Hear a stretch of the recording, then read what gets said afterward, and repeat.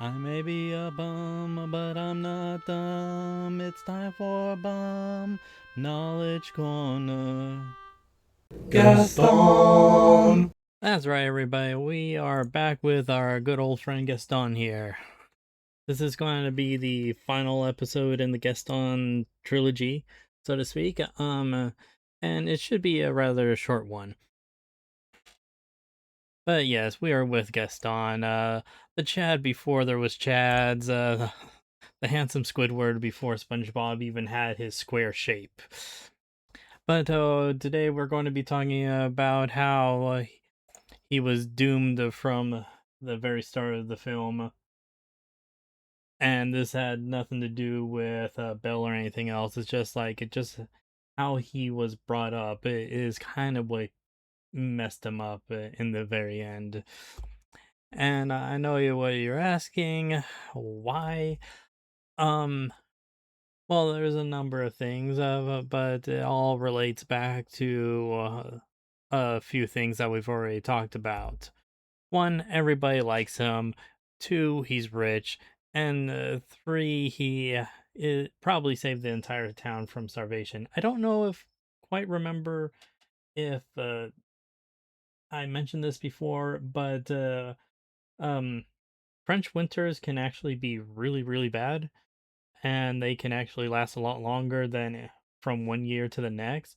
So there is a very large possibility that he had to go hunting in the middle of winter, else the entire village would have probably starved. On top of that, he's also the only hunter, so if there's anything like wolves or bears or large cats that came around the town, he would be the only one that would be able to take care of them. So yeah, that's basically everything for him. All right, that's it for the recap. But that, but with that, there's the rub. The thing is that Gaston is a golden boy. He is the one that everybody likes. All that type of stuff. He is the perfect child, and everything he thinks of is just pure gold. Even when we are talking about his plan to extort Belle into marrying him by more or less kidnapping her father, um, no one said that was. I mean, LaFool here is like wasn't really sure it would work, but once it got explained, he was like, "Yeah, that makes sense. Let's go do it." And like, uh, the problem is that throughout probably the majority of his life, no one came up to him and said it's a bad idea. Just nobody. Um, and let me show you a different example of this. A little movie called Varsity Blues. Varsity Blues came out in 1999, and it's all about a small town um, high school football team, and the coach does whatever is in his means to ensure victorious a football season, up to and including um, forcing sketchy medical practices that will allow a player to finish a game, but will also ultimately probably permanently injure them as well. The person that we see on the right, he's saying, "I'm going to jail." Um, this is a scene from the movie. He is currently in the process of stealing a police officer's squad vehicle. And obviously, he is fully aware that what he's doing is bad. The thing is that he is one of the football players. He is one of the golden boys, and for that reason, he is.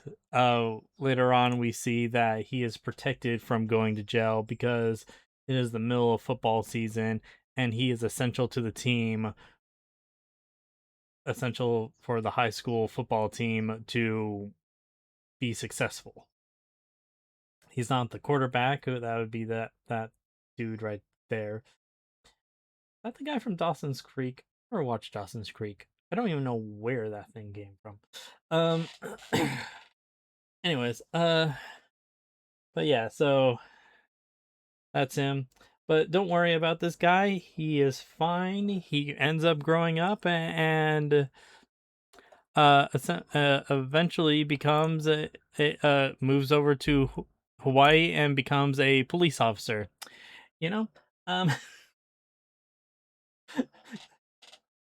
it's just like, okay, yeah. So he's no longer doing crimes. Technically, he does some sketchy things from that time again in that when he in the show, but no. Um, but yeah, that's about it for this one. It's not just like his fatal flaw of like his obsession with Belle and believing that the best deserves the best or anything like that. It's not just the fact that Belle kind of doesn't even tell him why she doesn't want to marry him, which might have changed things dramatically. It's also the fact that the village itself never told him that whatever he was doing was wrong. There might have been like something in the back of his head saying that there was something wrong. That's why he does like a, shady under the table deal. But ultimately, I don't entirely think he believes he was ever doing anything wrong because no one says like, are you sure you should be doing that? Like, and that might have been enough because, there's not much in his head to begin with. So it's not like he would be thinking about anything else. It's like, maybe I shouldn't do this. But so yeah, that's about that. This is how I'm ending the Gaston trilogy. Gaston. Gaston. Oh well, it's just a fun name to say. Um, that's how I'm ending this little trilogy. Is just to point out that like it's not just his own personal beliefs. It's not just the fact that Belle doesn't really connect with him and how that screws up his beliefs. It also includes like the entire town is kind of involved in his evil doing because no one thinks he ever does anything bad. So yeah. Uh it's nice to actually be done with this little series, and thank goodness Disney never did this type of thing again. So I'm the car bum. Now get off my corner. Here comes a new challenger! Really?